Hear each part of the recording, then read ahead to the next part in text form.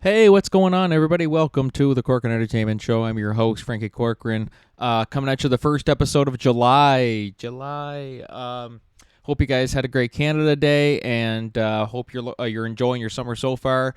But take a moment and just let it soak in, because before you know it, it's going to be done. Before we start the show today, I want to give a little quick shout out for something that's coming on very soon, actually. 1 week from today, now that I mention it. The Laugh Out Loud Improv Extravaganza. This is something I'm super excited for.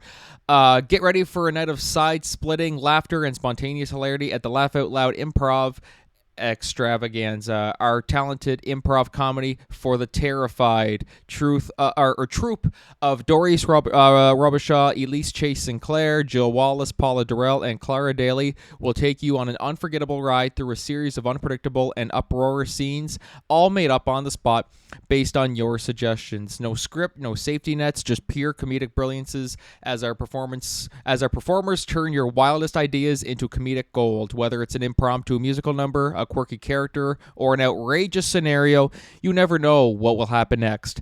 Join us for a night where your laughter fuels the fun and every moment is a delightful surprise. It's comedy in its purest form, live, interactive, and outrageously funny. Don't miss out on the best night of improv comedy you'll ever experience. This will be Tuesday, July 9th at O'Donoghue's. I'm super excited to see this. I got my tickets. They're only $10, and you can get them at all events in Miramichi. If you just type that in on Google and type in the Laugh Out Loud Improv Extravaganza, you will be able to find it. And I'm super excited to see. There's a link to get to pay for the tickets, and super excited to see. I mean, like, I know a lot of these people as well too. I've had the privilege of chatting with Ray James, insanely talented. He's done so many amazing things. Of course, Elise Chase Sinclair, I've worked with before on numerous occasions. Jill Wallace, I've worked with. Clara Daly, and Doris Robichaud, Paula Durrell. Everyone here is amazing, and we hope everybody comes out. I'm super stoked. Great way to start the summer. I'm really excited. So moving on to the podcast today. Today I'm going to be joined by none other than Mr. Michael McArdle. I mean, we're talking about Ray James, somebody who's done a lot of stuff. Michael McArdle has done just about everything. I mean, God, he's a multi-talented costume designer, theater director, writer.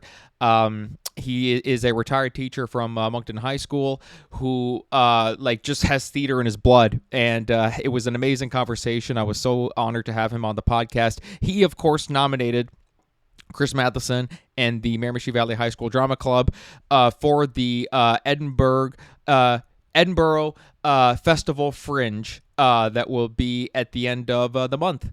And it's an amazing opportunity. He wrote a script for them called Misfortunes, a slightly longer version than the one that they had performed in town here just a couple months ago, and also at the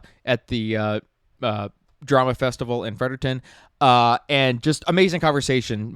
Very talented. And I was so honored to have him on. We talk a lot about his career, everything he's done. We talk a little bit about the writing and everything. Just a lot of stuff. So very excited to have had the opportunity to a chat with him. Later in the show, I'm going to talk about 23 Jump Street, whether it's going to happen based on some comments from Channing Tatum, and Will Smith's redemption. It seems like Will Smith is finally redeemed. Is he not? Well, let's talk about that at the end of the show. But anyways, guys, without further ado, why don't you all just sit back, relax, and enjoy today's podcast.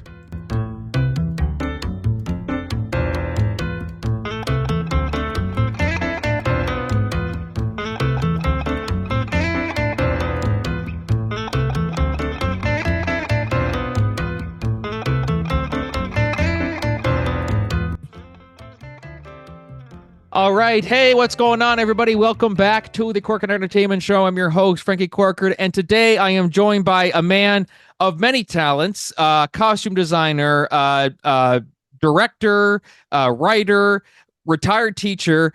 But just because he's retired, it doesn't mean he has slowed down at all. He's probably busier now than when he was working. Michael McArdle. Michael, how's it going? It's great. Everything's good. It's a good summer so far, and it'll be better in a few weeks. I head off to Scotland to work with American High School Theatre Festival and a bunch of amazing Canadian and high school theatre plays and troupes and teachers. I'm very excited. Is it true that you're busier now than when you were actually working as a teacher? Have things like really picked up? Has it died down? Like, what's the retired life been? Because people say they always look forward to once they're all done working or whatever. They're like, I can't wait. Just my time's my time. I can do whatever I want. But for you, you're still doing so much stuff. So how has the retired life been? Well, I wonder now how I ever was able to stay in a classroom for 8 hours of the day and teach, 5 classes or 6 classes a day, and be able to do what I did as far as theater back then as well. Because I used to do a full day of teaching, and then I would probably put in just as many hours into the nighttime doing theater stuff. Because I had a very prominent theater program, and one that was active all the time from the first week of school to the last week of school. We seemed to be doing something at all times. But now that I'm retired, I focus a lot more on helping other people do theater. I still do stuff. I did production of The Play That Goes Wrong a year ago, or last November, I guess it was. And I've done a number of other shows and dinner theaters in several venues in Moncton. Lots of stuff at the Capitol Theatre and the Empress Theatre. Just great stuff. But I do a lot more now, costume designing and supply and prop design and prop supply. So yeah, long story short, I'm definitely twice as busy now as I ever was. But if you're doing something you love, then that's got to be, it's like your own schedule kind of thing. Like you can work with work as long as you want, however long you want, and doing whatever you want. So there's got to be lots of pros and cons to it. And by the way, yeah, costume designing. I mean, like you've done, I mean, like just seeing, of course, The Wizard of Oz at Miramichi Valley, and then misfortunes, all the stuff they've done. Those costumes are absolutely fantastic. Like Thank I'm you. always just blown away just seeing those. How many hours goes into costume design? Because I remember I did a little bit of it like the first year of high school drama. We had a teacher who kind of had everybody involved with it, like the costume teacher, and just seeing it done, I'm like, and then seeing it done well, I'm like, I have so much respect for what you guys do. So what's the process like? Well, it's a clever process because I don't sew exceptionally well, so I don't do a lot of the sewing. I just have the ability to sweet talk, let's say sweet talk, my wonderful friends who are very good seamstresses into doing the actual construction, the building of costumes for me. But I absolutely love the whole process of finding out what play I'm asked to do, and then studying the characters and coming up with ideas and designs. The design process super easy. I love to source. I'm a great person for shopping for stuff at fabric stores and online and thrift stores and all sorts of places. I'm forever buying stuff. I'm sure Chris might have told you, Mr. Matheson might have told you that I have a room full of fabrics that's is almost as big as a Fabricville would be itself. And then I even have bins of fabric in my basement. In fact, I was in my basement today and spied this amazing blue satin fabric with a brocade design on it that just like clicked, that the vest that you would have seen the male character in Misfortunes wear. I don't really like that vest. It was fine. It was doable, but it's not a really true Regency era vest. And I have a Regency era vest pattern, but I saw this fabric in my basement in one of the multiple bins of fabric in my basement. And I was like, that's it. I've got to have a waistcoat made out of that fabric for that blue velvet jacket that he wears. So that I'm forever thinking about costuming and props and accessories and jewelry and shoes and boots, and it's crazy. It's an addiction. It really is. And then what's the hard part when you're like let's say trying to clean like like, okay, there's too much costumes here. I gotta see what I'm not using anymore. Oh, but that has sentimental value. I don't want to get rid of that. Like, is there a lot of that if you're trying to like clear room and you see this and you're like, oh, I could get rid of that, but just, oh, that was from that production. I can't get rid of that. And then it just piles and piles up. Like, are are you the same way? Because then some people will see it and just go like, who cares? But to you, that's lots of memories right there, like all sorts of memories from over the years. So how do you deal with that? Usually it has to be a natural disaster, like water has leaked in and totally destroyed something before I will get rid of it. And even then, sometimes I will try to find a way to salvage something that has been destroyed by water or fire or something. It's kind of crazy, but I do. I purge on occasion. I'm about to have another big purging of things because I'm just running out of room, and I have thousands and thousands of costume pieces, but I'm running out of room. But as you were mentioning that, I just looked on my phone a note that I made. This is from early to 2020. I did a big purging, and I have 169 wedding dresses left, but I purged and got rid of 329 of them. And then black gowns, I kept 196. No, I got rid of 196 and I kept 112 ladies' black evening gowns. So just crazy. 50 suits are gone and I kept 76. And then I have a rack of stuff that's just called Sparkle. It's mostly all sequin stuff. And I got rid of 107 pieces of Sparkle costuming. That was in 2020, but I haven't done much since then. So it's due. It is very much overdue. So you're making progress. Yes, slowly. I'm hard to part with things though. I'm a bit of a pack rat in that sense. Well, that's the hard part because, as I said, like to you, it's just lots of memories, but then to other people who will see it and go, "Oh, just just get rid of that." Like that's come on. But I really feel like it's like until you realize like the magic of theater or like the drug that theater is, you don't understand until you've done it. Then that's nobody will understand. I mean, like it's truly something. It really is a drug in the best possible way. That's the best kind of drug that you could take is theater, and you've been doing it for years. How'd you get started in theater?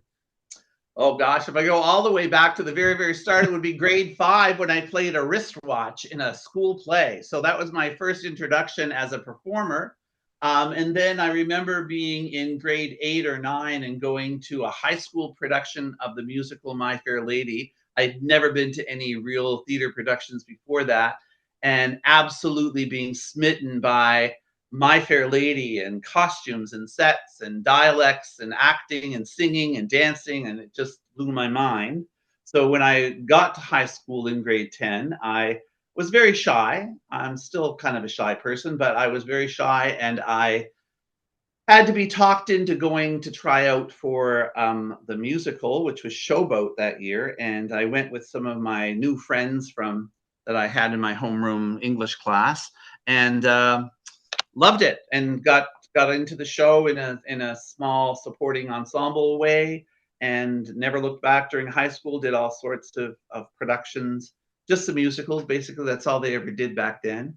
Then I went to university, and I took some theater courses, mostly like developmental drama, education related theater, because there wasn't a whole lot back at UNB in Fredericton when I was taking university. There wasn't much extracurricular theater then, and so I took some courses. But while I was in university, my old high school director, because I had a lot to do with set design and helping with set decoration and so on when I was in high school, he used to contact me and say, "Listen, we're doing South Pacific. Can you come in and help us figure out how it should look?" And so I said, "Yeah, I can do that." So I kept my finger in the pot, so to speak, a little bit, and I continued to do a little bit of theater. Then when I graduated from university, I went into to teaching. I should say that before that, I wanted when I was in high school to be a set and costume designer for theater. I just loved that aspect, and I took a lot of art classes and things. But realized that realizing that being a costume designer is not a guaranteed employment steadily. You have to, vie for contracts and sell yourself and so on. I thought, I can't do that. I'm too much of a reserved person to do that. So I thought, well, my other love is English and education, so I'll become a teacher. But I never lost my passion and interest in design and looking at stuff. And I remember I have a photographic memory for costuming and props. I seem to I just remember talking to a friend after seeing a movie and saying, I thought that the chevron zigzag pattern in the upholstery of the chairs in the living room was so cool. And they were like, "What are you talking about? Like, how did you even see that? Why would you even remember that?" But that's the sort of thing I did. So I graduated and I went into education, teaching. For a few years, there were no jobs in New Brunswick for many teachers, new teachers. And then I lucked into a job at Moncton High School, and it was the very year that they were introducing the theater arts program. Theater Arts 12.0 program had not been in New Brunswick prior to 1987. And so I went in on the ground level the year that the program that started, and I've taught it every year since. And Of then my here whole we are career. now. And here we are now. Yeah, yeah. And now I just help a whole bunch of other people do it and help with stuff all the time. Love it. Wow, that's awesome. That's awesome. And is it something that you did you ever imagine years later that you'd still be doing it? Because I think a lot of people will do that with certain things. Like just like, oh yeah, I mean, like, do I see myself doing this in 10 years? Yeah, probably not. Like, was that something theater was for you, or did you picture like this is something that I will want to do like forever kind of thing?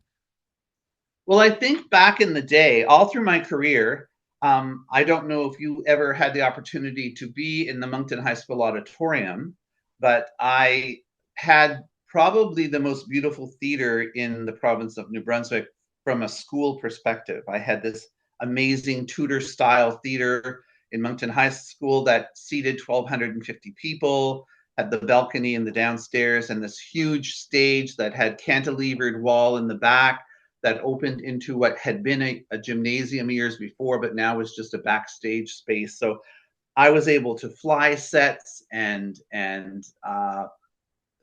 develop and build. I had a building space, and it was just the best place. So I think through my career, I always thought that once I retired, I'd still have a connection with that theater somehow, and I would be able to continue to do productions and experiment and create theater, not realizing that they would close Moncton High School and then build the new Moncton High School, which I call the metal box in the woods, that has a cafetorium, which is certainly not. I think probably if they had not had to close Moncton High School, I would still be teaching. I would not have retired. I would be still there, and probably wanting to stay for another 4 or 5 years. Oh, okay. So yeah, so that was kind of the straw that broke the camel's back kind of thing. Well, I didn't have a theater anymore, so that was a huge part of it. Yes.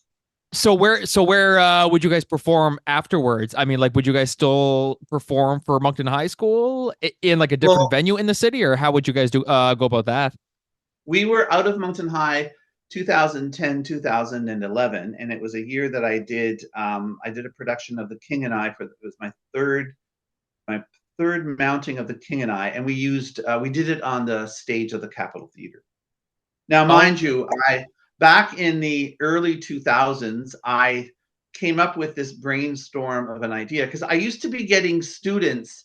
I would have these students that would come to Moncton High and be in audition and be in my theater program, but they lived in Hillsborough, or they lived in Riverview, or they lived in Salisbury, and like they should have been going to other schools, but they were coming to Moncton High specifically because we had a theater program that they wanted to be a part of. Um, and I had this idea that maybe there should be a district-wide musical, a musical that brought all the kids that like to do musical theater together from the district. And so I approached the school board. They liked the idea. I approached the capital. They liked the idea.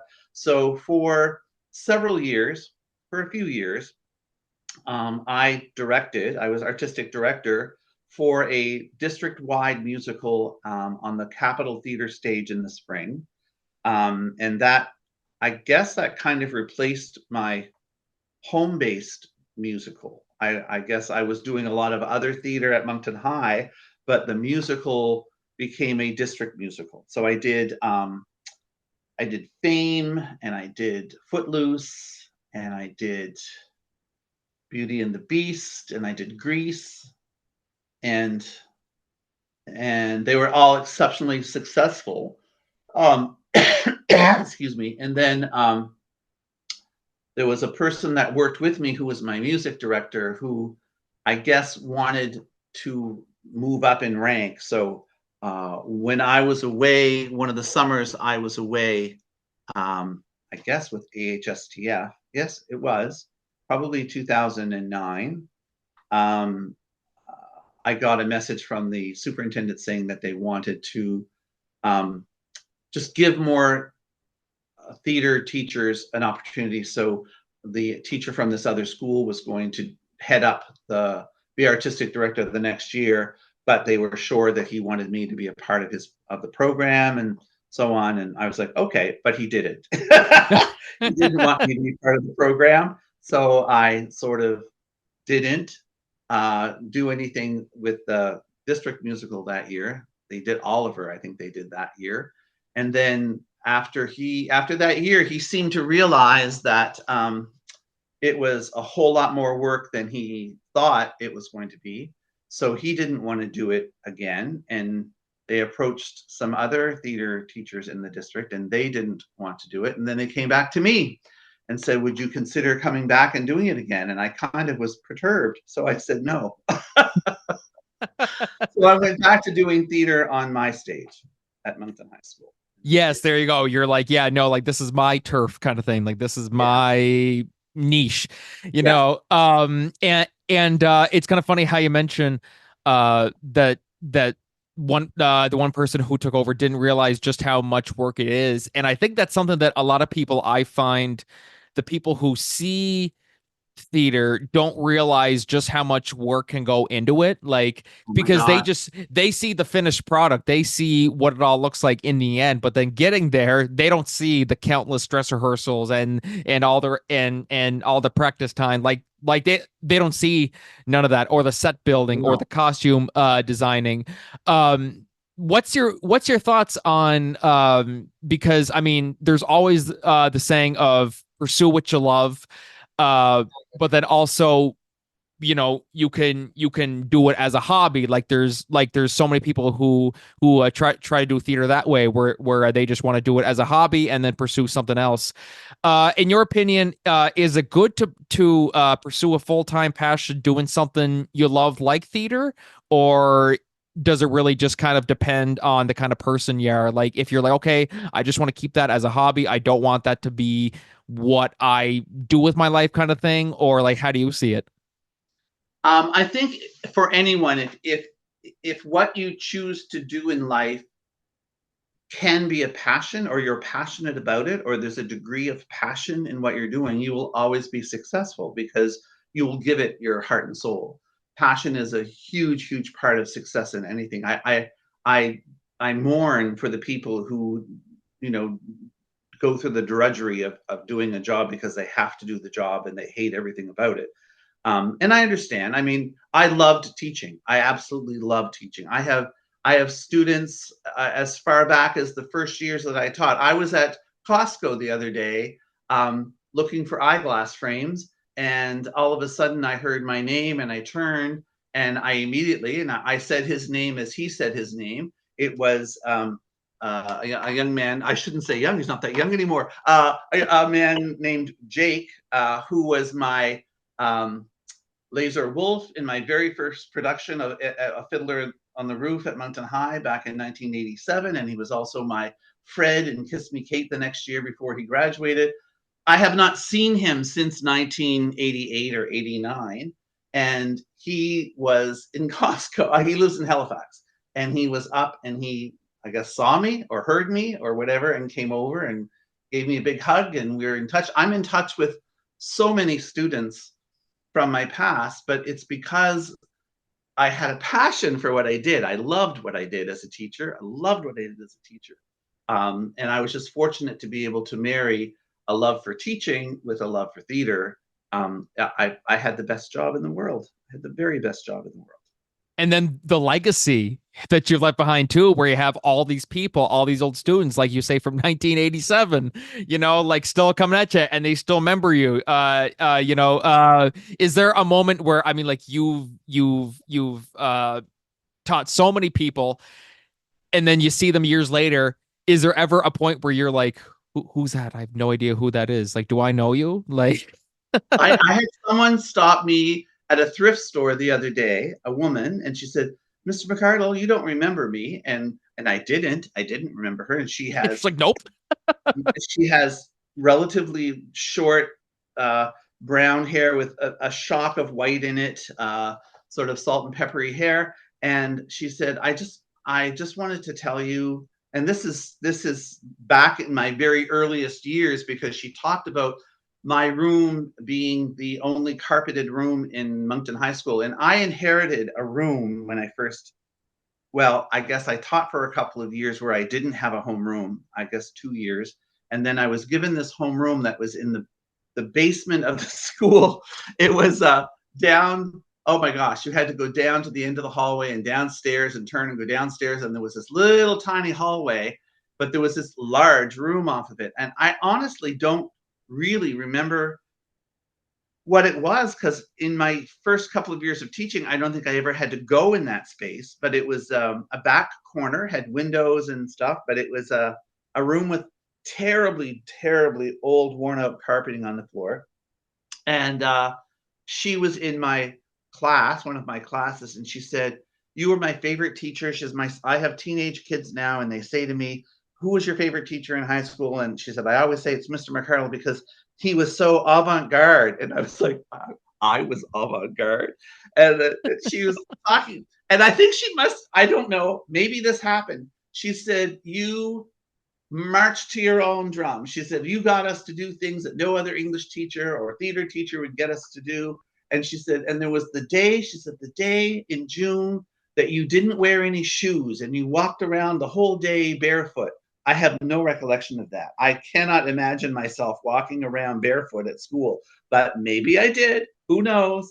Anyway, so she touched base with me. She just wanted to say hello, and I never got her name, and I don't remember. I taught her theater and I taught her English, so I guess I taught her a couple of courses. But like Jake, she would be in her 50s now, and it just blows my mind that people remember me from that far back. But yeah, I had That's quite the impact.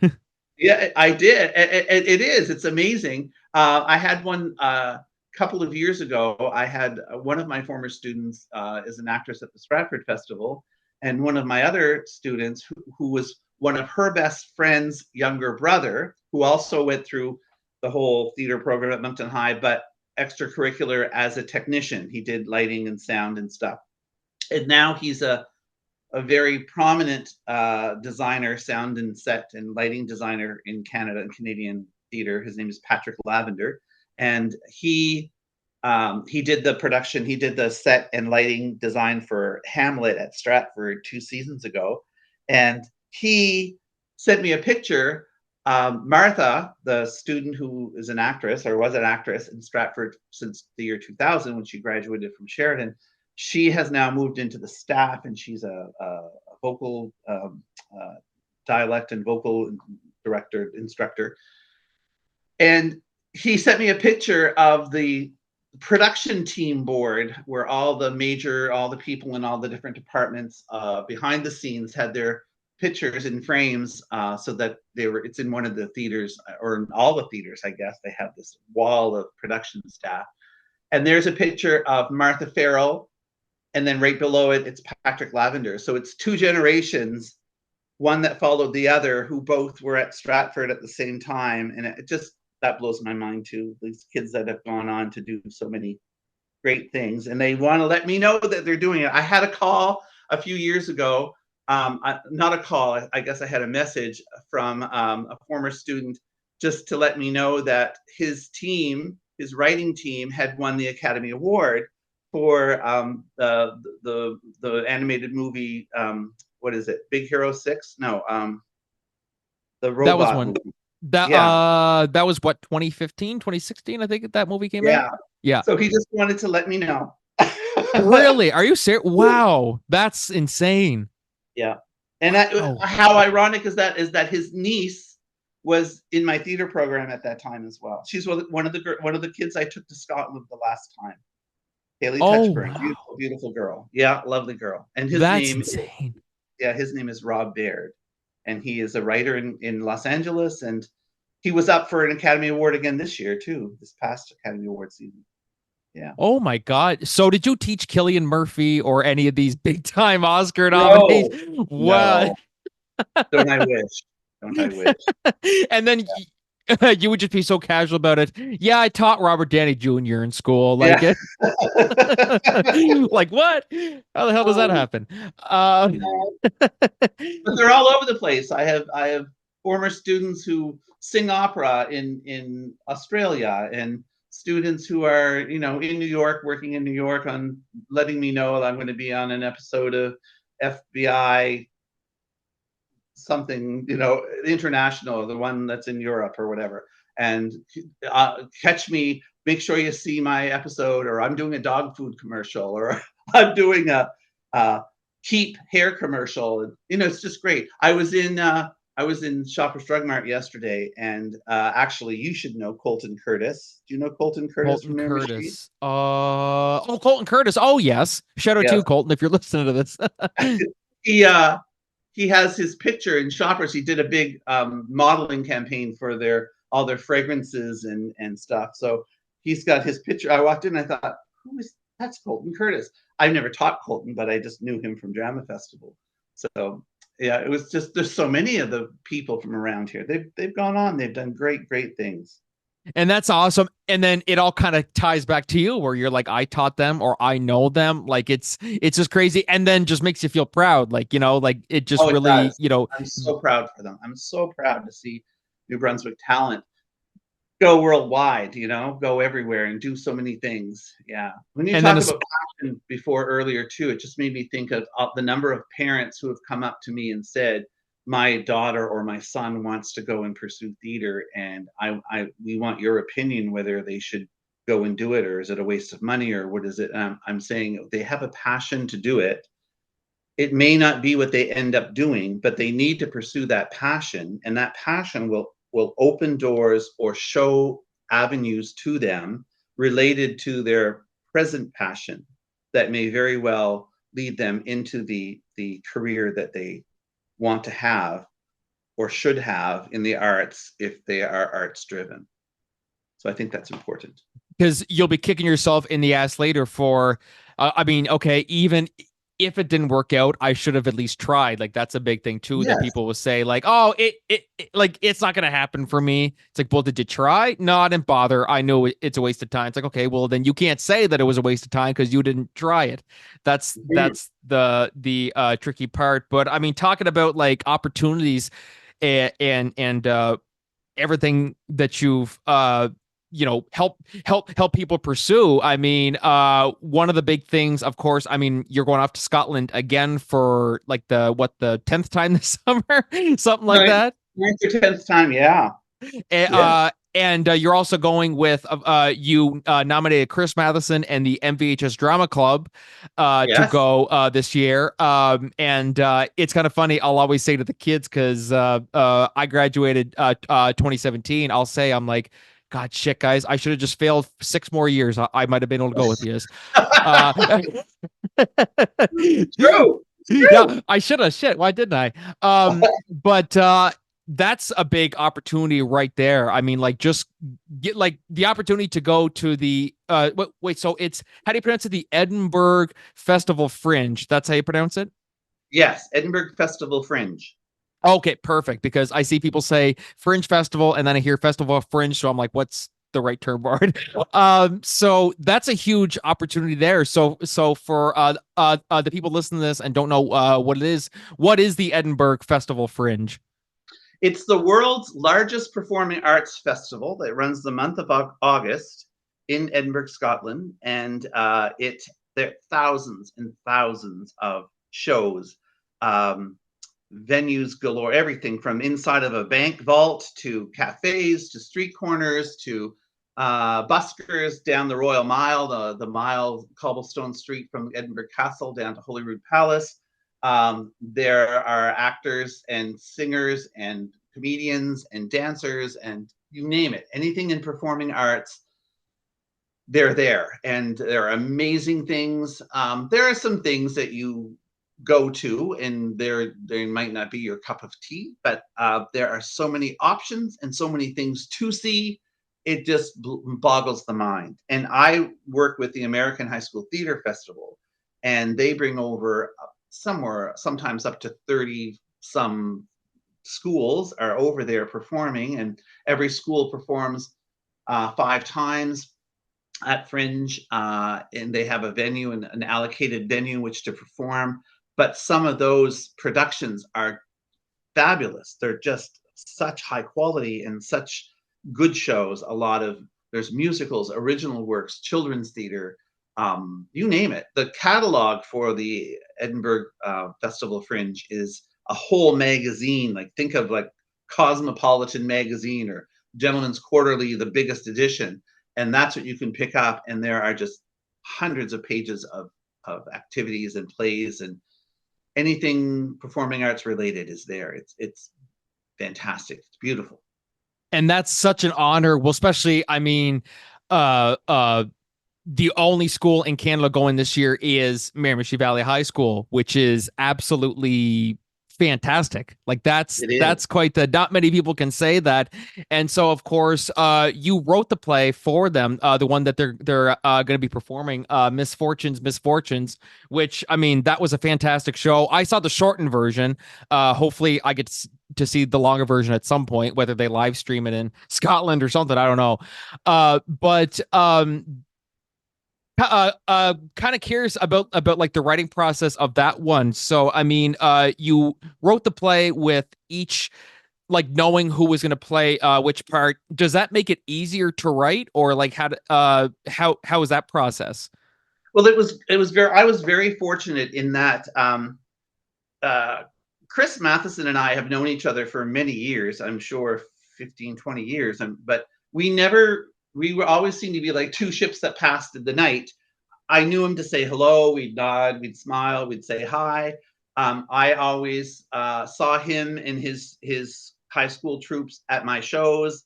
I remember being so happy that they would come and support my theater productions.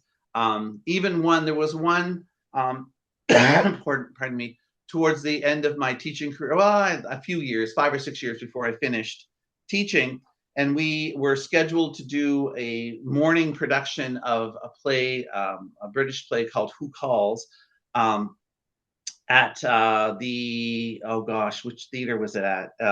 Memorial Hall on the UNB campus.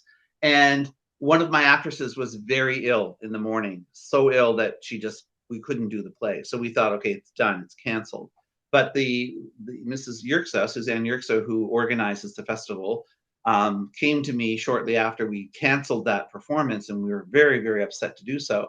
And she said, do you think she'll be better later in the day? Because I can find a space for you at Mem Hall and you can perform again. And we did that later in the afternoon. And it kind of went about with very little announcement, very little, nobody really knew we were doing that play there. And I thought we'll have no audience whatsoever.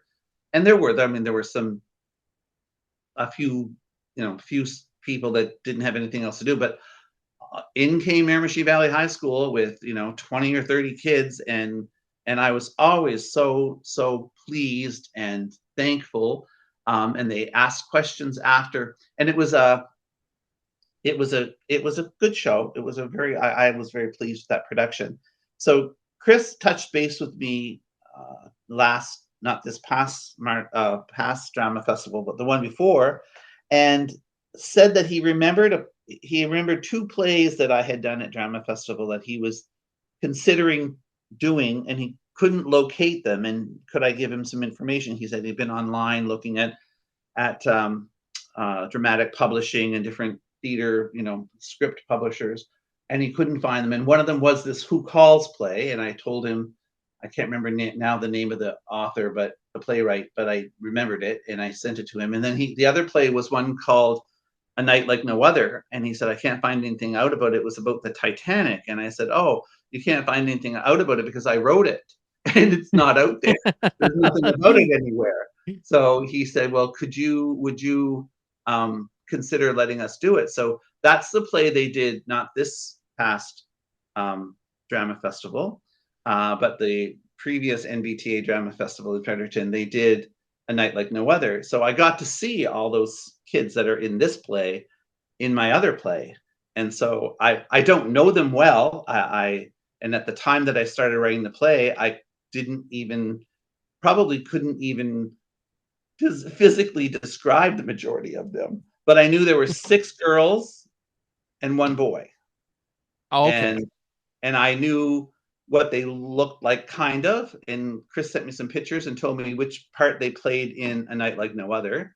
And I said, well, I'll leave the casting to the show up to you, but I will write knowing that I have this type, this caliber, this group of students for whom I am writing. And so, yeah, so it wasn't that hard. I would have liked to have had another male character to develop, but instead of seeing the horse groom, the stable boy, you only hear him at the start of the play. So that allowed me to have a second, quote unquote, second male character, but it's performed by the same actor who plays the Spencer Dalton character. So that's Trent Power. Shout out to you, Trent. He was Yes. on this podcast before too. Great script, like great, like it was very I always love those period pieces too, like ones like set way back when, because that it feels like you're in a new world. I mean, like I like all different kinds of plays. I mean, like modern plays set in like the 1950s and the 80s and stuff like that. But set way back in that era was it's just a nice. You're like, okay, now I like the modern world is nowhere near here. I'm just walking into a brand new world. And do you prefer those types of plays, like a period pieces, or do you prefer modern plays? Like, what's your like ideal show? I think period plays resonate with me very well. If I look back, the first play I took to the Fringe Festival in 2010 with the 24 kids was a play I wrote, and it was called Antoinette en Secret, and it was about a creative licensed version of Marie Antoinette meeting Louis XVI for the first time as teenagers at an engagement party being thrown in Salzburg by her mother, Maria Theresa, and some of the French court are there with Louis XVI, and of course the costumes.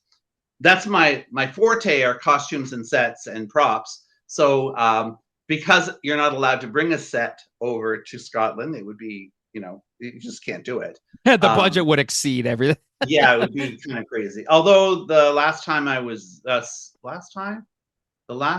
there was a group from Mississippi that sent a shipping container over with their set for The Lion, the Witch, and the Wardrobe, and they spent their every minute of downtime trying to make the set work on the stage, and cut this and move that. And so, yeah, it makes sense. You can't bring a set, just come up with something creative that can be done with curtain panels or minimal furniture and stuff, like creative, really neat things that you can do. So Antoinette was my first play set in the 1700s. Fabric of Heaven was my second play set in the 1930s. And then Antoinette. Well, the play that I took the last time is not my play. It's a play by a Canadian playwright by the name of Rafe McPherson from Toronto. Funny story there. When I decided I wanted to bring The Terrible False Deception, that's the name of the play, I tried to get the rights to it through the publisher, but the publishing company was out of business. There was no one to contact, and I spent days trying to find how do I get the rights to do this show. And at some point in time, 2 or 3 days into my searching, I came across the name of the playwright, and there was a phone number. It was in small print at the bottom of a page of information. And I just called the phone number, and it was Rafe McPherson's phone number. And he said, I guess I own the rights to the show now, and I would be honored if you'd like to do my show in Scotland. It would be an international premiere of a little play written by a Canadian costumer. He was a costumer in his heyday. And so I took it over and ended up getting a 4-star review in the Scotsman. I think it was the Scotsman, one of the newspapers that reviews the plays during the Fringe. So it was very, very, very good for him. But so that play is set. The play is done. It's 4 separate scenes. You'd have to read it. It's absolutely hilarious. But the actors are all dressed in 1860s costumes. So the big hoop skirts and the long tail coats. And so there's only 4 characters, but they're dressed to the nines in Victorian garb. So I guess give me a period show and I will run with it. Give me a period show any day, I guess. So I love those sorts of things. So period shows are, something I really like. Yeah. Yes, like they're definitely, because like as I said, they're also nothing like the world we live in today. And you're like, the craziness in this world, you're like, I kind of want to go back to a different world where there's not all this crazy shit going on. Just to kind of get away from it. This is trip to Scotland, your 9th trip. I'm sorry, is that what it was? Your 9th? Well, it'll be my Maybe more. 9th. My 9th. 9th. Wow. So how does it change each time? I mean, like, how does the experience? I mean, like now, of course, nowadays in a world like post-COVID, I mean, like, how are things in that regard? I mean, in terms of traveling and just, I mean, like you first went, I think it was what you said, early 2000s compared to now. Yes. I mean, like, how has the experience changed each time? Not a whole lot. Of course, immediately following COVID, the first year that they did would have been 2022, and wearing masks was still a mandate for airlines and stuff. So there was still a lot of concern, a lot of hesitancy about stuff. I would say in 2022, I found the Fringe not as many. It was a smaller number of performances there, but it's bounced back. Last year was, I think, bigger than ever. I think it was just huge, the number of performances and performers that were there. I'm very comfortable now moving in and around Edinburgh, so there are venues everywhere, and so many of them share a similar name. Like there's a Pleasance Courtyard, and then there's a Pleasance. I can't remember them all, but there's an Underbelly and an Utterbelly, and so you have to get to know the different venues, because you think that you want to see 2 plays back to back, and you think they're both in the same venue, but you find out that one's in the Courtyard and the other one's in the Dome. So you've got to get from one side of town to the other side of town after you see the first play, and you only have a half an hour or 20 minutes. And so at first that was very unnerving to me, because I could never get it right. I never got where I was supposed to be, but now I'm far more comfortable with where I'm supposed to be and what I'm supposed to be doing. As far as helping or leading the familiarization trip, that's fabulous. It's wonderful. The lady who runs the program, she's the director of the program. Her name is Cami West. She's absolutely fantastic.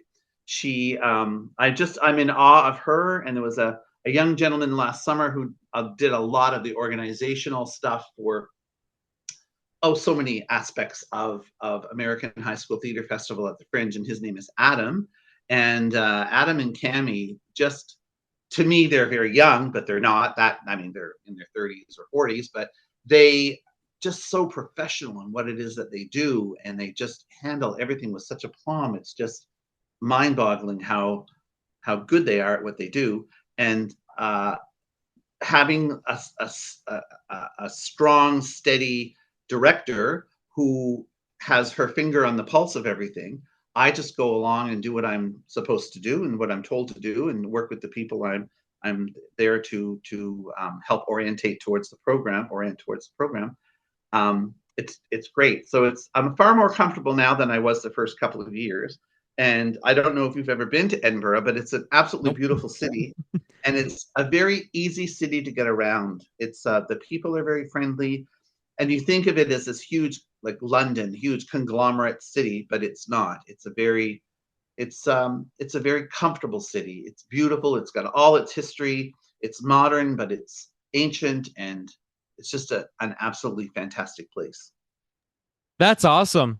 That's awesome. Sorry about that. My niece is just screaming her head off out there. Can't hear a word. Could hear a word. Okay. I had to mute my mic there because I'm like, I'm like, okay, yeah, there.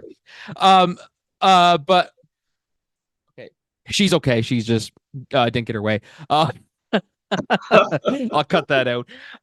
But that's awesome. That's awesome. And then one of the things, Michael, that I love about you as a person is just how, I mean, like, you've done so much with theater, you've done so much with everything, and now your passion is about making other people's dreams come true. Like, you're making dreams come true with the MVHS Drama Club, nominating them to go to Scotland for this once in a lifetime trip. Just fantastic. And you're very humble. You're very, I mean, like, all the accomplishments that you have, just congratulations on all of it. And thank you for taking the time to hop on the podcast. Is there any final words you would like to say to our viewers? Anybody who, wants to pursue something in theater or is just a theater buff? Anything you'd like to say? You have to pursue your passion. And if you've been in high school and you've had a wonderful experience doing extracurricular and curricular drama, and it's just been something that has inspired you and motivated you, and you're questioning yourself as to whether is this a field into which I can enter, I would always say you have to follow your passion. But with this provision that you may not end up where you think you're going to end up, but you need to go out, you need to explore, you need to see things, and it will lead you to a place where you should be. And thank you for all the accolades about me, but really I've always seen myself, I was just a facilitator. I was a facilitator of magic. I mean, I had the most wonderful, magical students who were so devoted and so talented and so keen and passionate. And I suppose my passion rubbed off on them, but I was just as passionate about stenciling roses on the staircase of Annie as I was about directing people to speak with an English accent in My Fair Lady or whatever it was. I had a passion for it.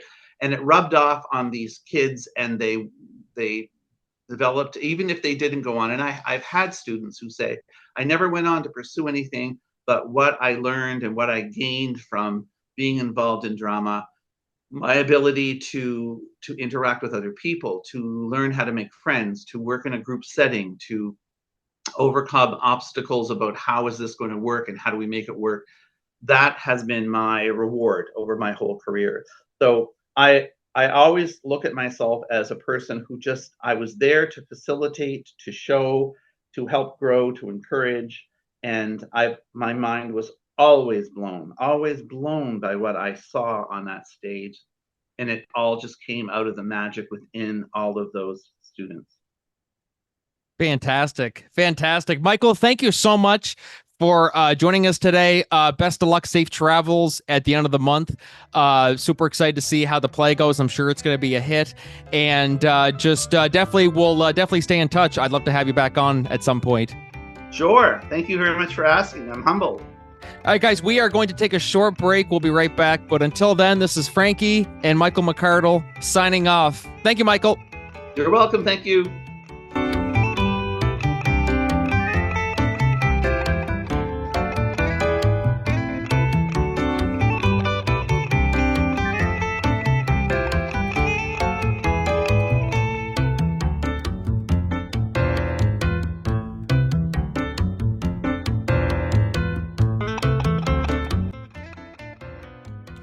Hey everybody, welcome back to the Cork and Entertainment Show.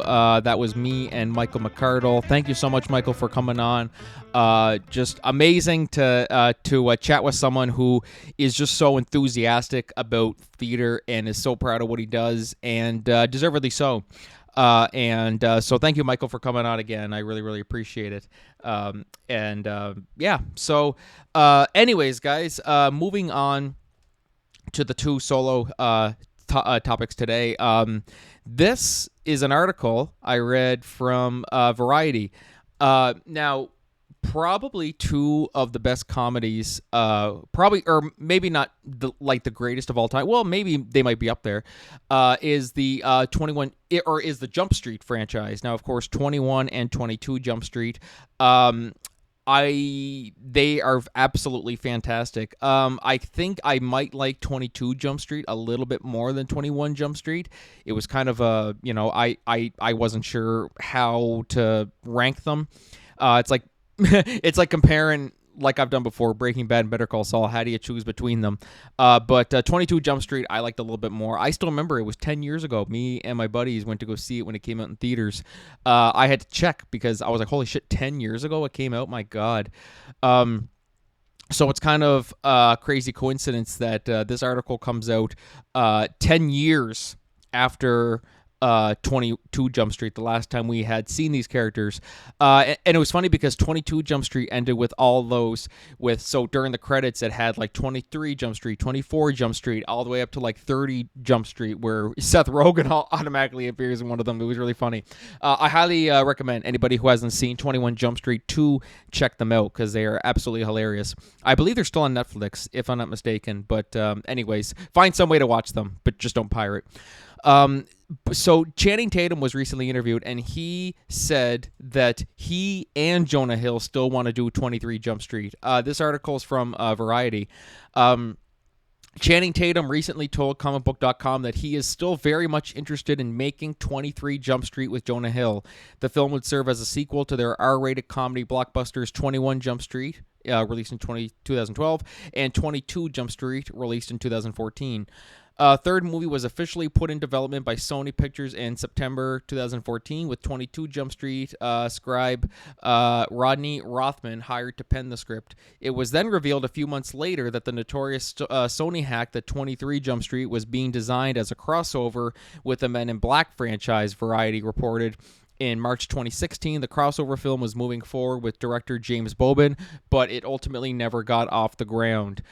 So yeah, that was really interesting too. I remember hearing about that, and I was honestly 23 Jump Street. I've always been a little bit skeptical of because of how good the first two are, and it's kind of one of those things like how much more can you do with it without? I mean, like if you just keep on rehashing it over and over and over again.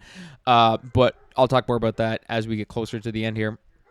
So Tatum says, there's a project that was written, and it's still the best script that I've ever read for a third movie, Tatum told comicbook.com while promoting his upcoming movie, Fly Me to the Moon. He added that the sequel was never made because of a lot of bureaucracy, kind of above-the-line stuff. It's really hard to get made, and we've been trying to get it done.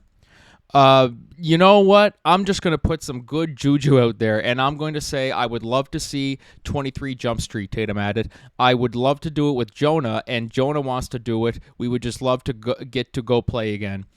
And so that, to me, I think was the huge shock when he said that Jonah Hill wants to do it, because every impression I get from Jonah Hill of recent years is that he kind of wants to focus a little bit more on his serious acting kind of thing. Like that was always the kind of vibe that I got from him. Now, granted, I don't know Jonah Hill. I can't read his mind. I don't know what he's thinking.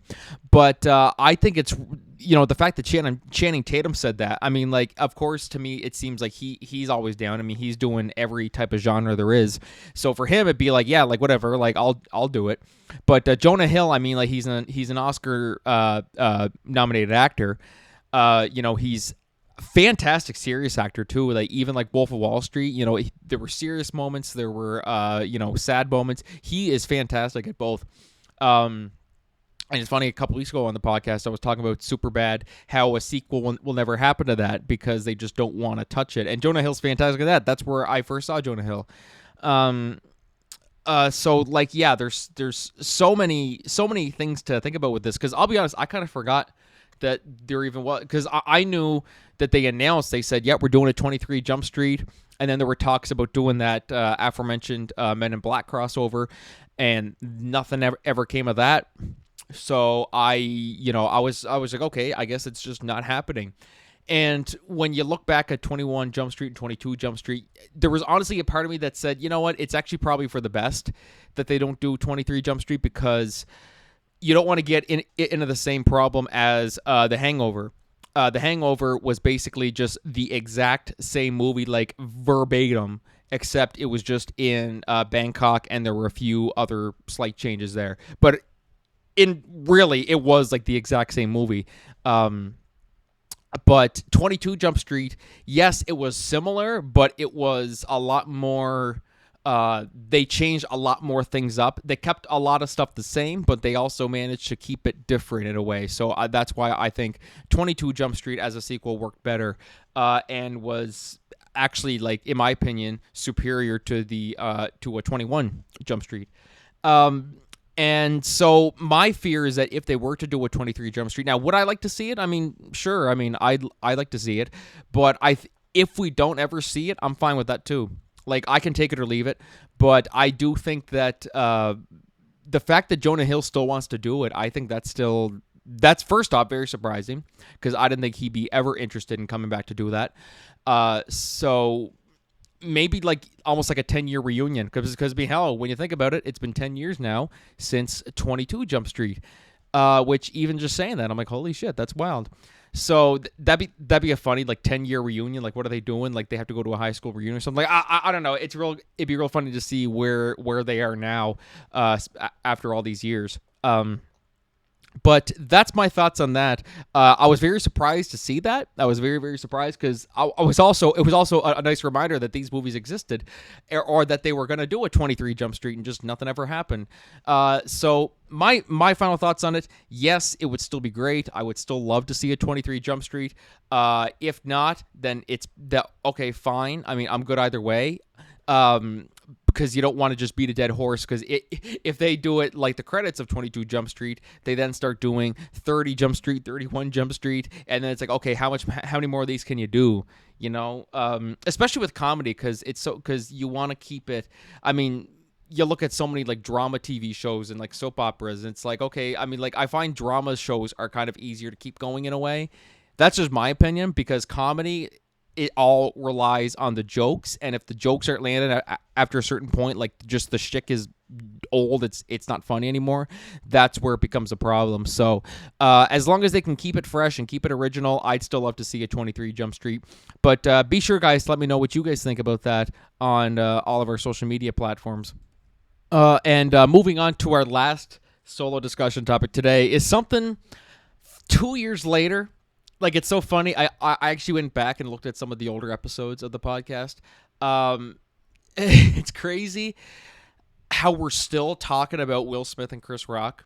And yet here I am. I still decided to talk about it today. But you know what? We're here anyway, so who gives a shit? I'm going to talk about it again. Because the reason why this came up is it seems like Will Smith is kind of getting his villain redemption arc kind of thing. Now, of course, for those of you guys who have been living under a rock for these last couple of years, at the Academy Awards back in 2022, Will Smith made a joke, or sorry, Chris Rock made a joke that Will Smith didn't appreciate about Jada Pinkett Smith and her alopecia, walked up on stage, physically assaulted him, sat down, watched the rest of the award show, and then won Best Actor at the end. And from there, it was just a lot of Will Smith, people saying he was blacklisted from Hollywood. People were dropping him. Bad Boys 4 just came out. I guess I still remember I was surprised that they made Bad Boys 4 with him, because I remember it was announced after that people were dropping him off every single project. Aladdin 2, they were supposed to make a sequel where Will Smith was the genie. And we haven't heard nothing yet, as far as I know. I mean, like, the last update I heard was before the slap. So something tells me the slap kind of just put things on hold. So say the slap heard around the world. The slap literally fucked up one man's life, and really, it's a crazy situation. Like, it's a really, really odd. Just the fact that it even happened, I think people honestly too are just in shock. Like, they're like, did that even happen? Something so just crazy and unbelievable. Someone's physically assaulting someone. Now people might say, oh, it was a bitch slap. It wasn't that bad. Well, it was still, he laid hands. That's still assault. You lay hands on somebody, that's still assault. So, there's that. But now we're starting to see, so like Will Smith, he's going on, and he's of course, Bad Boys Ride or Die. He's getting lots of good press. He's also performing a new song at the BET Awards coming up. And there's something else I saw that he was doing here too. So basically, Will Smith, like, he's kind of getting all the good publicity again. He's doing lots of good stuff. Bad Boys 4, he's getting acclaim for. On the downside, he can't attend Academy Awards for another 8 years. Yeah. It was a 10-year ban. He's got two years off that punishment now, so he's got 8 more years to go before he can win an Oscar again. But do I think he's been redeemed? Is the question. And the way I see it is, look, like, you go back to the situation. Nobody handled the situation right. Chris Rock, I mean, maybe he didn't know that Jada Pinkett Smith had alopecia. Not really a good look either way. I mean, of course he didn't know. I'm sure he didn't mean to. There was tension, of course, prior to that between him and Will Smith and Jada. Like, so there was already a little bit of friction there for some reason. And then, of course, it all just reaches its breaking point at the Oscars. So really, nobody behaved well in that situation. In Will Smith's case, I mean, I think I veer more towards Chris Rock's side and siding with him, where there's a time and a place. You walk up to Will Smith, you walk up to Chris Rock at the end of that and say, listen, dude, like, keep my wife's name out your fucking mouth. You don't do that on stage where you walk on, bitch slap him in the face, and then go and sit back down in front of millions of people. Like, that's just, it's being memed. That's all people think about now with the Oscars. And now people at the Oscars joke about it. Like, they're like, yeah, that one joke Jimmy Kimmel made where he says, so if anyone happens to do something like that again, someone in the crowd gets feisty or whatever, just do what you did last year. Nothing. That's funny. It's true, because fucking walked on stage and nobody did anything. Nobody stopped him. Nobody did nothing. It was just a funny to look at it that way, because it's true. So yeah, it's a rough situation. But do I think he's redeemed? I mean, what he did was shitty. But at the end of the day, he's faced the consequences. It seems to me like he's accepting that people aren't going to forget what he did. Like, people just that's it's part of history now. Nobody's going to forget what he did, but all he has to do now is just say, you know what? I fucked up. I faced the consequences. I got fired off a lot of stuff. I'm banned from the Academy Awards. People can say what they want now, but I'm free of all this. And also, too, can we just point out, there are people who have done so much worse in Hollywood. Look at Robert Downey Jr., someone like Robert Downey Jr., who went through, addictions, and just a multitude of, ruining productions because of his behavior and stuff like that. Whereas you look at him now, he's turned his life around. So people have done far, far worse. I'm trying to think of somebody else that I'm trying to think. I know Josh Brolin, who of course plays Thanos, and he's going to be in the new Knives Out movie too. He went through some stuff. It was something to do with spousal battery, I believe it was. He faced the consequences, turned his life around, and now he's still allowed to work in Hollywood. Will Smith, I think, has faced the consequences, and I think it's time that, people, of course they won't forget it, but I think it's to a point now where it's okay, like, just let him go. He's got to live his life. He knows he fucked up.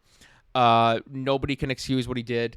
Chris Rock said his piece, whether they met in person and talked things out, who knows? But I think it's time we accept that he's changed, and let's just move on with our lives. That's what I think. So I think he is now. If something else comes in the news where it's like Will Smith and Chris Rock fought, and Chris Rock, so if something like that happens, I will certainly cover it. But right now, I say Will Smith is redeemed in my eyes. At least that's what I think a majority of the people will say.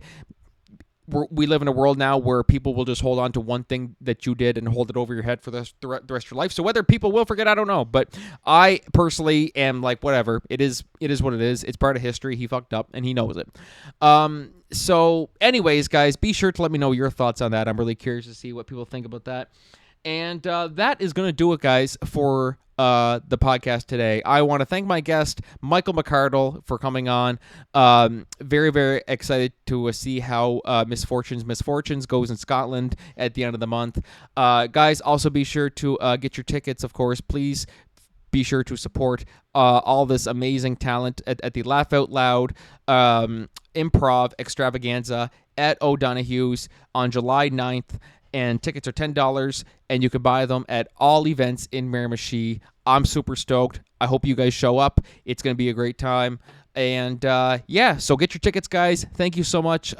We will be back next week, of course, with an all-new episode, as always, unless something happens and I get canceled. I don't know. I don't know where that came from. Anyways, guys, so thank you so much. Enjoy the rest of your week. Enjoy your summer. And, we'll see you next time. This is Franky, signing off.